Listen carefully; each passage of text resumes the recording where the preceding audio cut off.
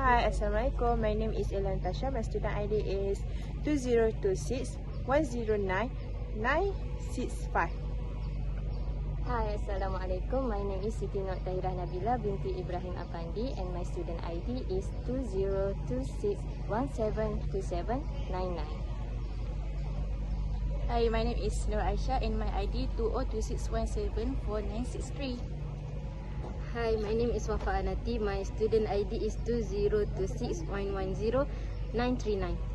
Good day everyone. Today we will guide you guys through the step-by-step solution for question 1 which consists of part A and part B. Okay, let's start with part A.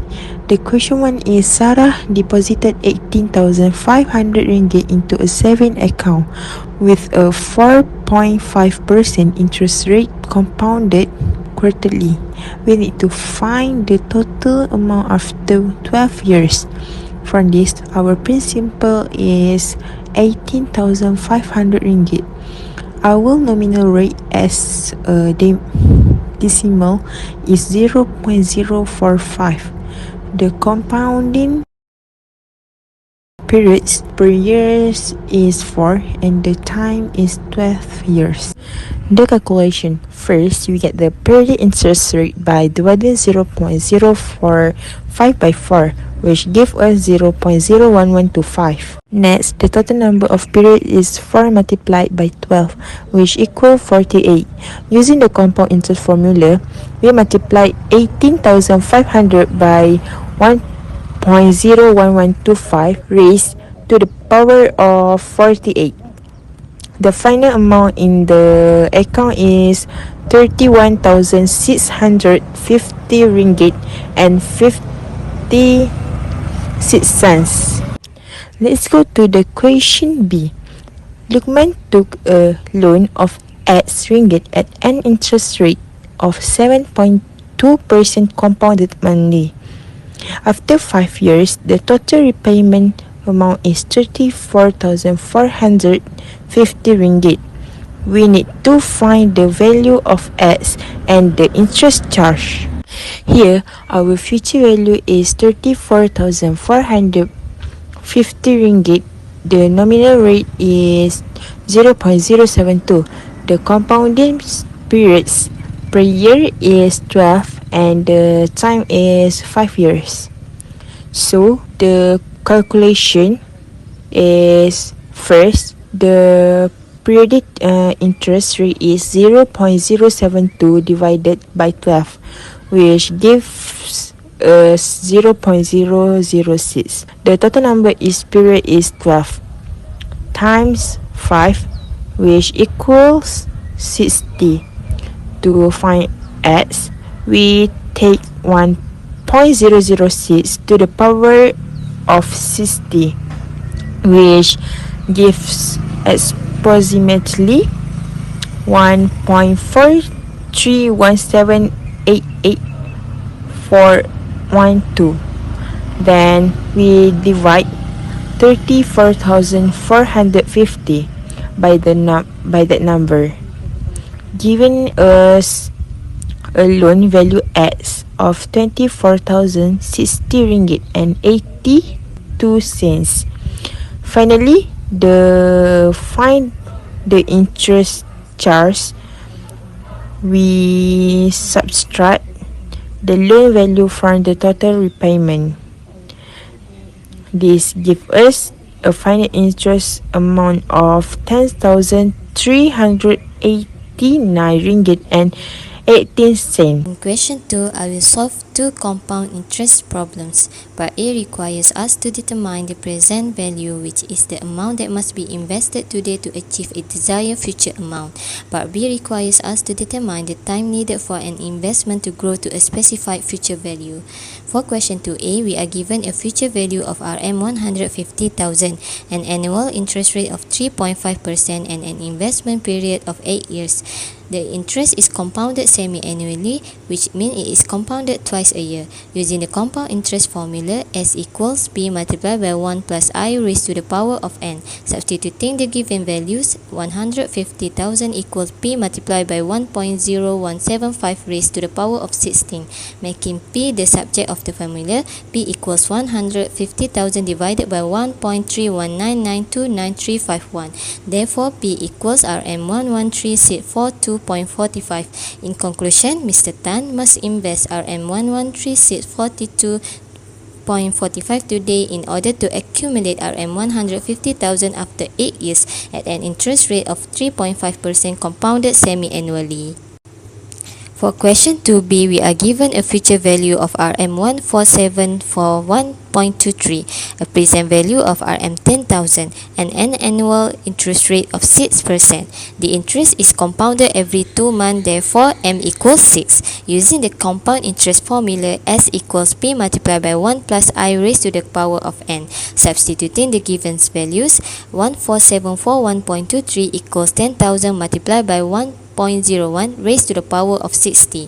Rearranging the equation gives 1.01 raised to the power of 60 equals 1.474123. Next, take the natural logarithm or ln on both sides. 60 ln 1.01 equals ln 1.474123, making t the subject of the formula. T equals ln 1.474123 divided by 6 ln 1.01.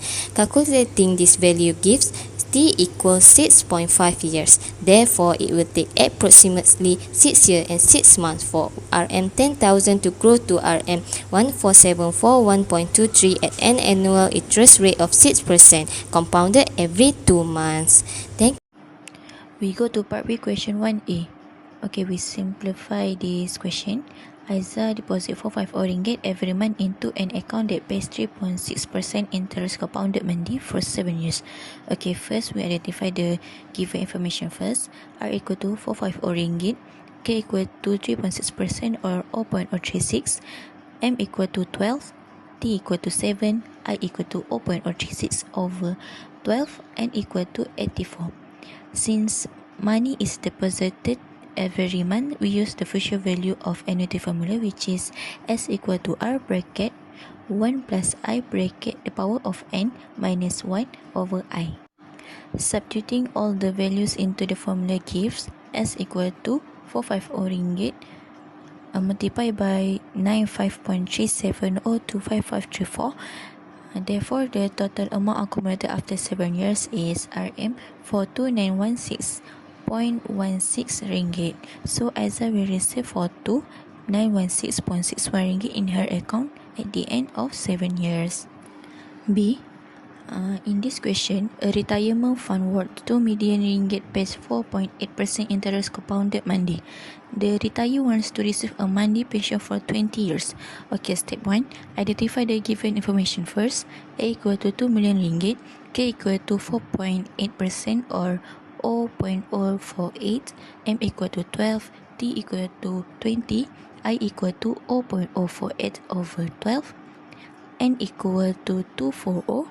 Okay, for this question, we use the present value of annuity formula, which is A equal to R bracket 1 minus bracket 1 plus I bracket the power of negative n over I. Substituting the values into the formula gives an annuity factor of 154.0933028. Okay, find the money pension. R equal to 2 millions over 154.0933028. R equal to 12979.15. The retiree will receive RM12979.15 ringgit per month for 20 years. Mr. Firdaus bought a luxury condominium for 780,000 ringgit. He paid a 25% down payment and took a mortgage for the remaining balance.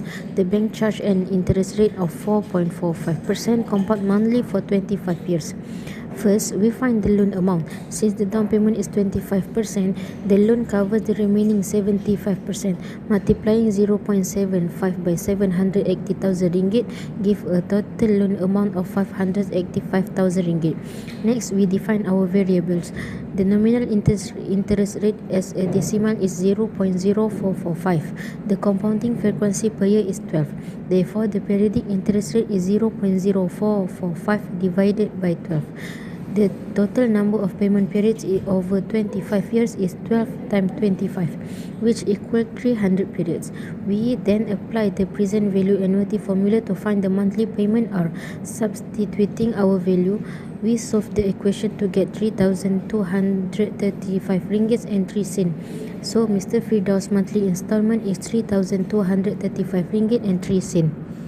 Part B. Outstanding areas for missed payment. Mr. Firdaus missed his third, fourth and fifth monthly payments. We need to calculate how much he should pay on the sixth payment to settle all outstanding areas and bring his account up to date.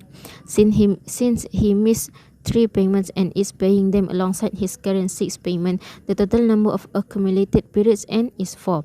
To find the total amount owed, we use the future value annuity formula. We substitute our monthly installment of 3,235 ringgit and 3 cents into the formula, using 4 as our number of periods and keeping our periodic interest rate the same. Multiplying the monthly payment by calculate annuity growth factor of approximately 4.0223 give us a total of 13,012 ringgit and 20 cents. Therefore, he must pay 13,012 ringgit and 27 cents on the sixth payment. Finally, looking at part C, total settlement amount.